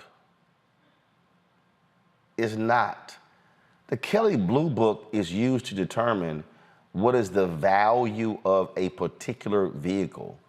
And so Buttigieg just smacked the hell out of them by going, here's this American-made Chevy Bolt that you can get for $29,000. And you saw the game there, trying to make it sound like, oh my God, the electric vehicles are so high, so pricey, and it's so much cheaper to buy a gas vehicle. And Buttigieg was kind of like, pimp slap. These Republicans do not want to do anything about climate change. No. It is interesting. Secretary Buttigieg, he knows his stuff. I've had a chance to meet him a few times. And what they don't do, because I've testified on Capitol Hill before, they try and create these got-yous, and they very rarely work for folks who actually know their stuff. So what he didn't say is that, the fossil fuel industry gets about $20 billion in subsidies every year in America. It's $5.9 trillion across our planet. And what he doesn't talk about also is the public health impacts, especially to Black and brown communities, when you utilize fossil fuel vehicles. And we know that we got 200,000 people are dying prematurely. Some of that is coming from what's coming out of those tailpipes. So there are all kinds of costs that they never want to talk about. And the reason they don't want to talk about it is because many of them are actually being subsidized by fossil fuels for their campaigns. So we should really understand the full cost that's associated. We also know that electric vehicles cost you a whole lot less to charge up, literally pennies on the dollar, than folks who are now out there paying $4, $5, $6 for a gallon of gas. It's time for a just transition, and it's time to make sure that electric vehicles and those charging stations are inside of our community so that our health can be improved and so that we can be a part of the 21st century economy. I mean, I just sit here and I laugh at this, but it's no laughing matter what's happening here, Avis. I mean, Britain is dealing with the highest temperatures they've ever faced. Wildfires are breaking out. You've now got massive floods in New York, in New Jersey. You look at the heat. I mean, you have these people who are saying over and over and over again, folks, we're reaching the point of no return. Do something. And God, I swear, these idiotic damn Republicans are just, no, we need more gas, more fossil fuels, more. They bitch about the Green Deal, okay, as if somehow it is something sent from the devil. Anybody who studies in this country and you look at the abundance of natural gas, oh, no, we can't use that. So no, forget that. Wind at dumbass Trump. Oh, the wind turbines are causing cancer.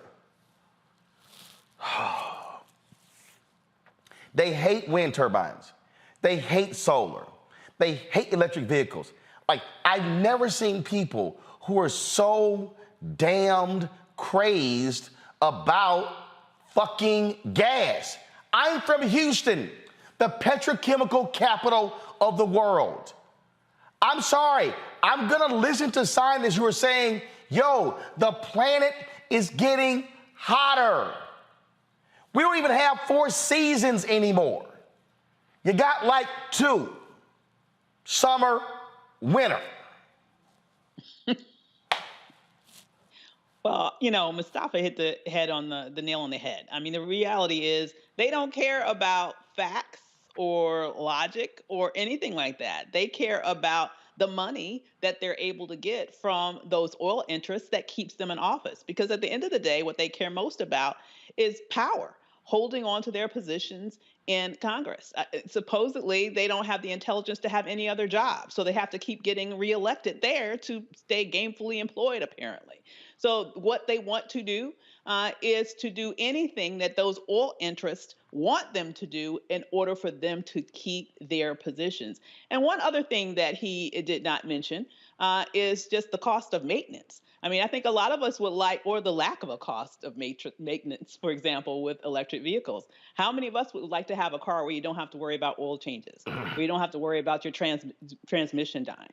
If you want to be able to completely obliterate those maintenance costs, in addition to the benefits that you provide to the climate, I think that's something that most Americans would be in favor of. But of course, he doesn't want to talk about that.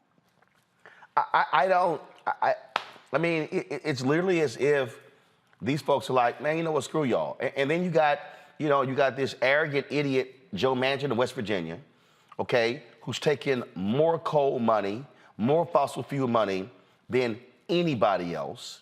He doesn't give a damn. He doesn't care. And they don't care about the climate. And I mean, and they were, oh, no, everything is fine. And here's what gets me, Larry. All these fake ass white conservative evangelicals who talk about how God made this all in 7 days and how we must be stewards and all that God has provided. And I'm like, so damn the thing that y'all say he made, damn the thing that we talk about. And that's the whole deal. So how can you sit here and talk to me about what God created, but then your God are fossil fuels? Your God is money. And then there's this whole deal, oh my God, that's gonna be too costly. But then when something catches on fire, then when they're in floods, and now you gotta have emergency relief from the billions, that's the same money. And so it's as if in this country, let's just wait till stuff blows up, catches on fire, and then just gets destroyed. Then we go, yeah, I guess we're gonna go ahead and you need to work on fixing that. So Europe is burning, as you mentioned, as we speak, Roland. And overall, nationwide, every country is watching, the average temperature go up year by year. You said earlier, researchers saying we're almost reaching to a threshold where it's going to be too late. And it's going to be like some, post-apocalyptic, movie you might see on a Friday or Saturday night. But I think the Republicans, because this whole issue with, climate change and electric cars, Roland, I think it's tied to a weird sense of masculinity. If you listen to the language they consistently use when they talk about climate change and electric cars, it's kind of like, yeah, I need to drive a car with gas, a guzzler with a cigarette in my mouth, and I just ate a steak, right? So it's just, I guess, this weird sense of masculinity. Bottom line is it also kind of connects to this, this idea of people being selfish. So, I don't care about climate change. So what do I care about everyone else? But the scientists have proven that, once again, temperatures throughout the world are going up. You can turn your TV on, visit, state next to you, go to another country, and there's same issues regarding talk about basically 2 seasons, summer and winter. So what are we going to do about it? We have to take necessary drastic steps. And so the secretary was prepared to answer this question. There were always gotcha questions in these congressional hearings. I've seen them more times than I can count. He was prepared. I was glad to see that. But the bottom line is Republicans got to shift from, like I said, from this strange sense of masculinity. They need to understand that climate change is real. Electric cars are important, and also can create jobs and help the economy thrive. It just literally makes just absolutely no sense whatsoever. All right, folks, gotta go to break. We come back. Marketplace segment. We'll talk about sustainability and hygiene with a black-owned company called Good Conscience. That's next on Roland Martin Unfiltered on the Black Star Network.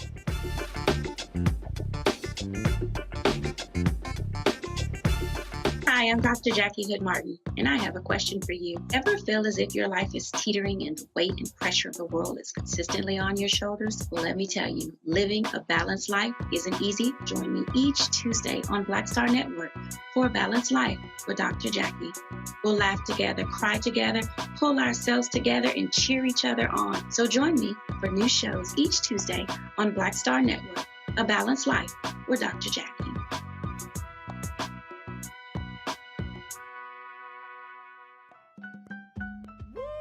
We're all impacted by the culture, whether we know it or not. From politics to music and entertainment, it's a huge part of our lives, and we're going to talk about it every day right here on The Culture with me, Faraji Muhammad, only on the Black Star Network.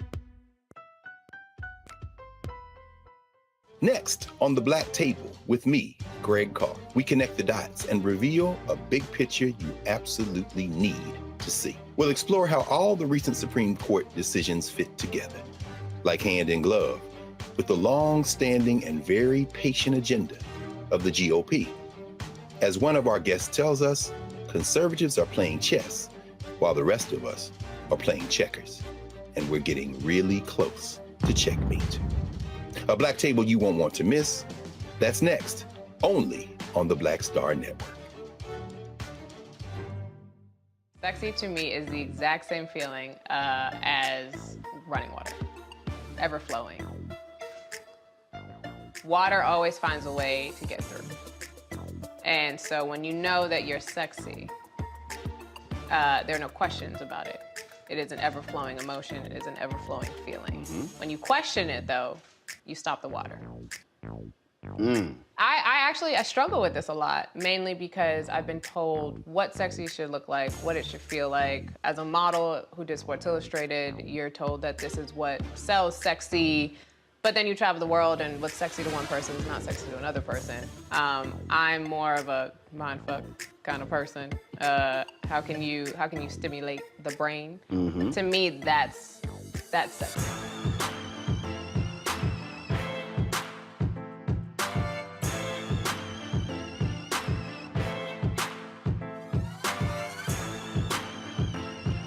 Hey everybody, it's your girl Lunel. So what's up? This is your boy Earthquake. Hi, I'm Chaley Rose, and you're watching Roland Martin Unfiltered.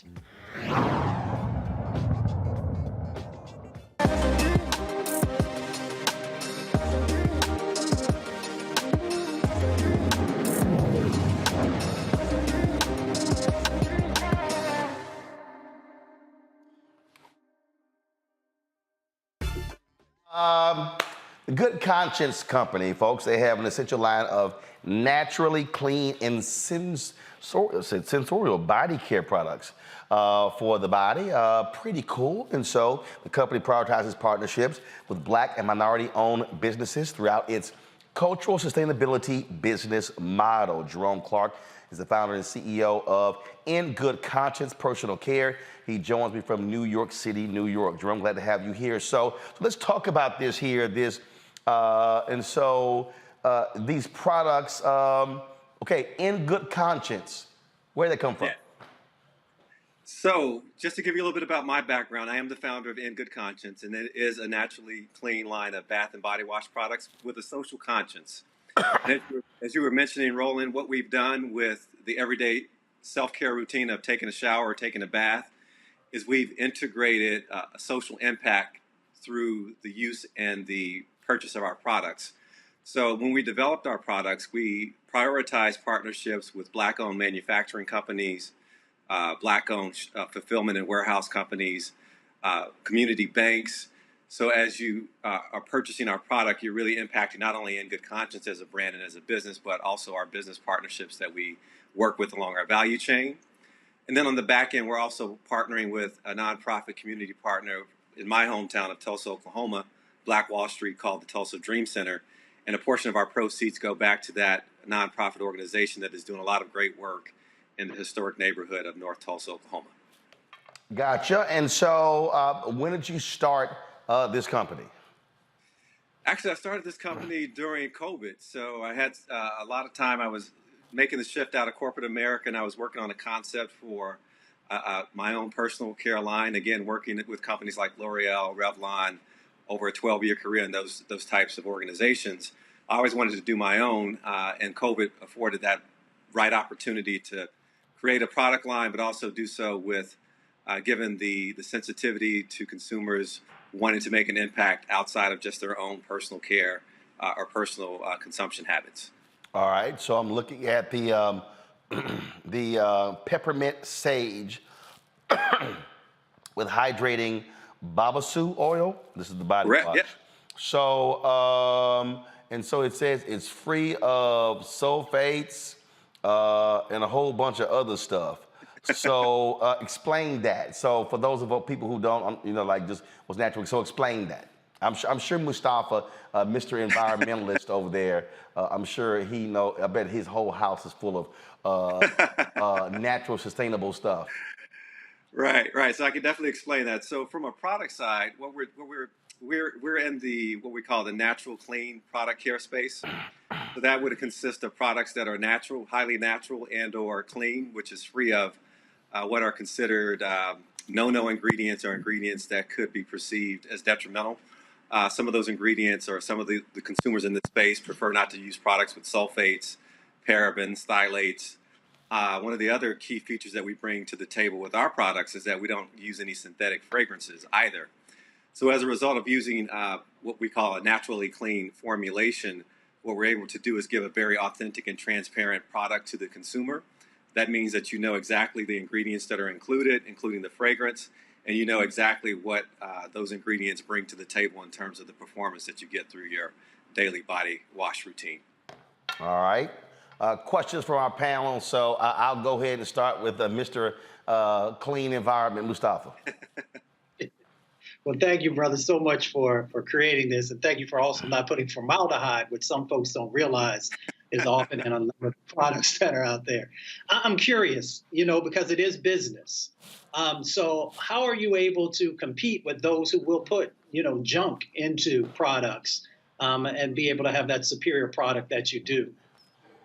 So that's a very, very good question, I think, because, the natural ingredients are definitely more expensive, natural fragrances, and plus we give back through our partnerships. So you will find us that we're a bit probably higher than some of your typical products like Dove or Dial or the bar soap segment. Our products are priced at $12.95, and we sell our products on our direct-to-consumer website, which allows us to take some free reign in terms of our margins, in terms of how we make a profit in that regard as well. So it's really having that direct-to-consumer model, really being able to leverage that to really keep the competitiveness of the brand.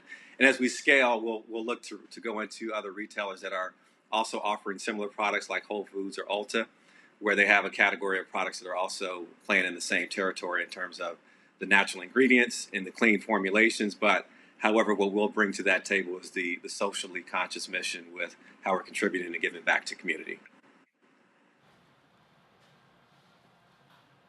Avis? I love this because it just seems to be a win-win-win, as you mentioned in your final point about the social good aspect of your company. I also love the fact that this is something that is healthy for us. I think so often we forget that a lot of the stuff that we buy over the counter, put on our bodies, put on our face every day are filled with, honestly, carcinogenics. It's killing us, in other words. What could you share about how your product is literally a safer product for us to use, especially something that we do every day? We want to make sure that we are not only clean, but healthy. I don't wash their ass every day. I hear you, but let's just go ahead. I'm sorry, go ahead.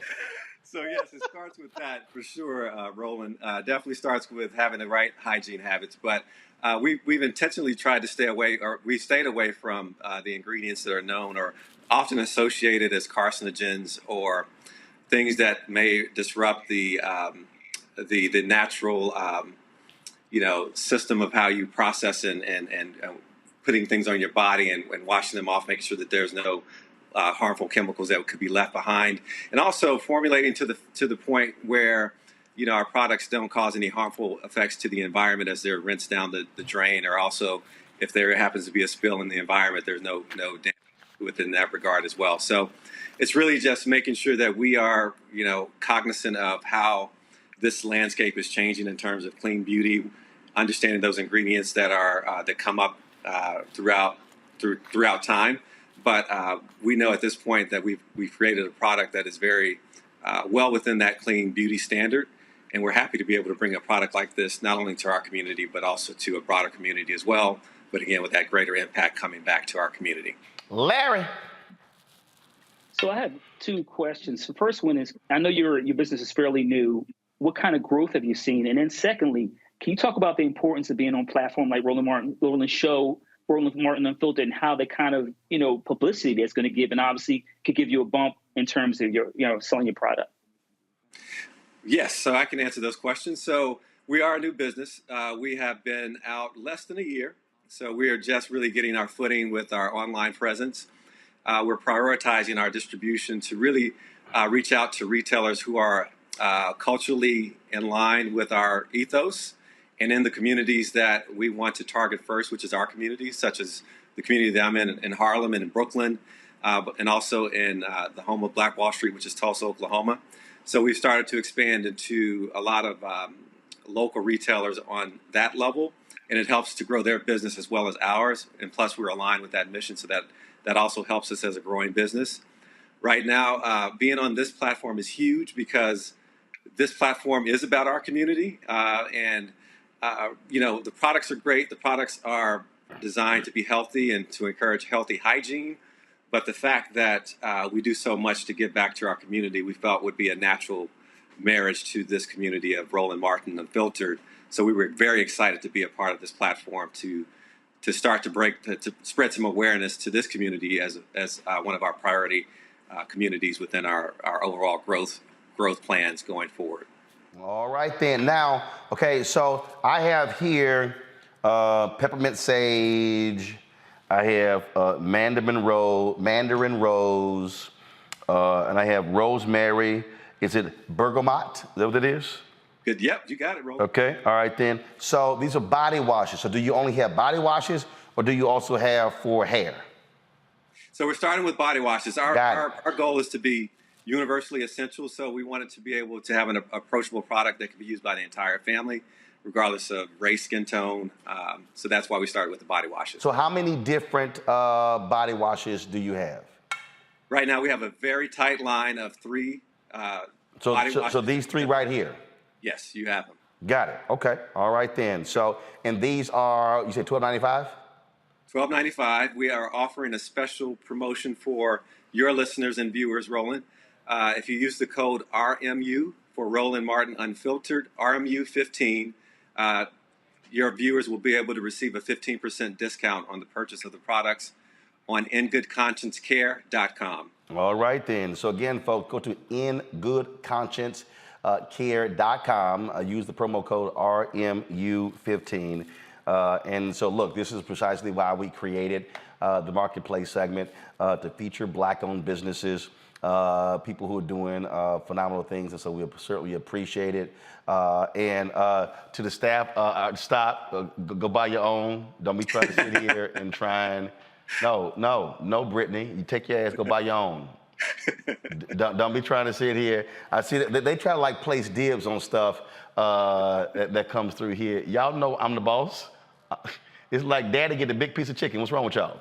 All right, Jerome, we appreciate it. Good luck with this, and it's great that what y'all are doing. That's all of your social media. Again, folks, ingoodconsciencecare.com.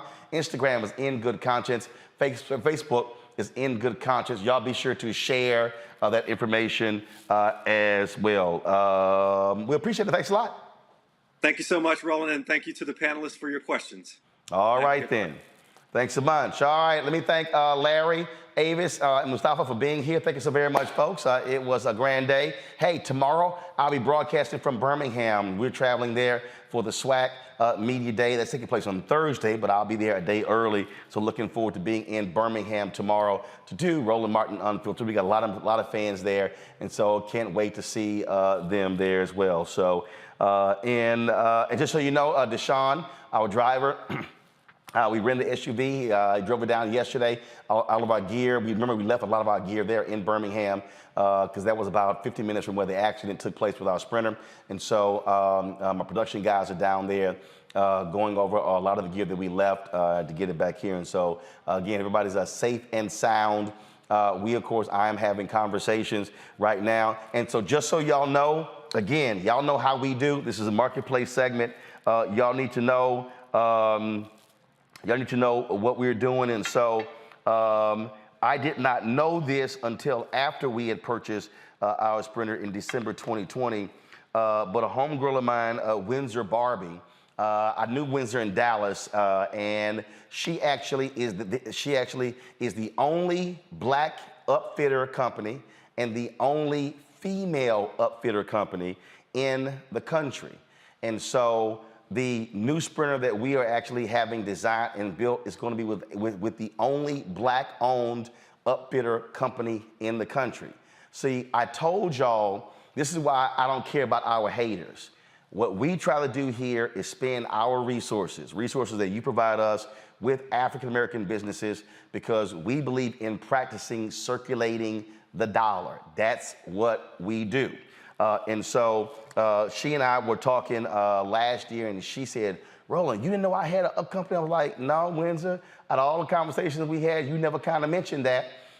And so we were actually having a conversation about some different stuff. And of course, the accident took place. And so I have been in conversations with her. She works closely with Mercedes-Benz. And so just y'all need to understand, when you are giving, a lot of y'all have been contributing for us for our new Sprinter, which we use for our live productions. We are purchasing that. We are building that and purchasing it from the nation's only black-owned upfitter and the only women-owned upfitter in the country, and that's my girl, Windsor Barbie. And so again, that's why your support is critical. And so y'all understand, when you are assisting us with these type of segments and we're helping black businesses, that's what we're doing, and that's exactly what's happening right here. And so we can't wait by mid-September or late September to be in possession of our new Sprinter, and we'll let y'all know exactly how it is going. Don't forget to support us in what we do, folks. I told y'all what's happening with Facebook. I already sent them an email like, yo, what the hell's going on? But our goal is this here, y'all. Our goal is not to be on Facebook, YouTube, Twitch, Instagram, LinkedIn, TikTok, all platforms. We would rather drive everybody over to our platform. That way, we're driving all of the viewership right there. And so please download.